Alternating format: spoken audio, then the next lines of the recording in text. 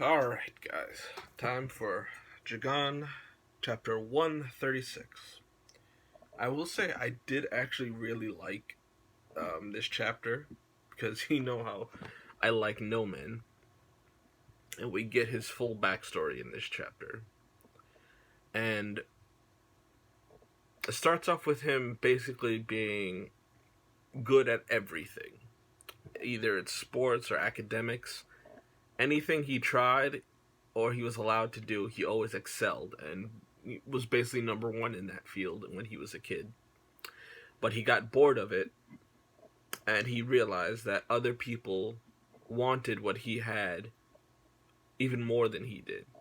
That they could get emotional, like when he was doing track, a kid was crying because he only placed second, and he's like, I don't understand why the kid is getting so emotional, because I've never felt that emotional about anything, which is an interesting desire to want to feel a drive to do something, and to feel more, to become more emotional than he is.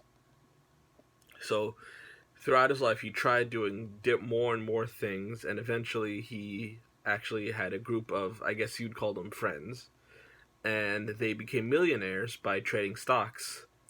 And he realized that their desire was different from his desire. His desire was to beat the game, but their desire was to make everybody know that they beat the game and to enjoy their trophies and things like that. Basically, they reached their peak. They reached where their desired location. And Nomen, he beat the game, but he didn't feel like he did. He's like, it's like when you beat a video game and you're like, that's it. There's nothing else. I don't feel really all that satisfied like that. And he realized that he'd probably never get that feeling since he's been trying to do it ever since he was a little kid. So he decided to kill himself, basically. And when he was going out to do that, a frenzied froglet actually went into him, and he jumped off. And as he jumped off, his powers awakened, and when he landed, he realized that he was able to copy himself, and that he no longer really had a physical individuality. Like, his face and everything was different. He was basically an amorphous blob. And as that happened, Chiharu appeared and asked him what kind of world does he want now that he has his powers. And he says, I want a kind world.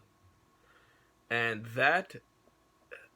this was honestly a really good backstory, and it explains how he was early in the series with his plan to basically, his first plan was to make everybody become half fractured humans, and still keep their individuality and their saneness, as well as make their desires physical. Make their desires, being able to influence the world. Which, like I said earlier in the series, I really like that.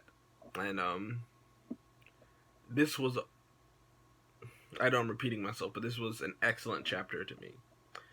And then we come back to the present, where he's trying to absorb everybody.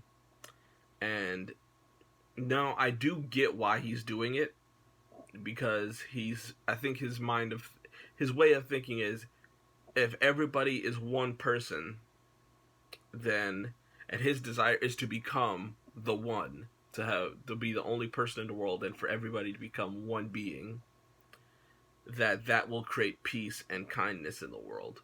Because, if there's only one person in the world, there's no conflict, there's no tragedy or anything like that. It's just them. So I kind of get where he's coming from now. Like I said, I still don't like where the story's going with him, but I get it. So I'd like to know what you guys think in the comments down below, of course. I am very much interested to see how you guys feel about how I feel about the story, and how you guys feel about it. I would love to discuss it with you guys.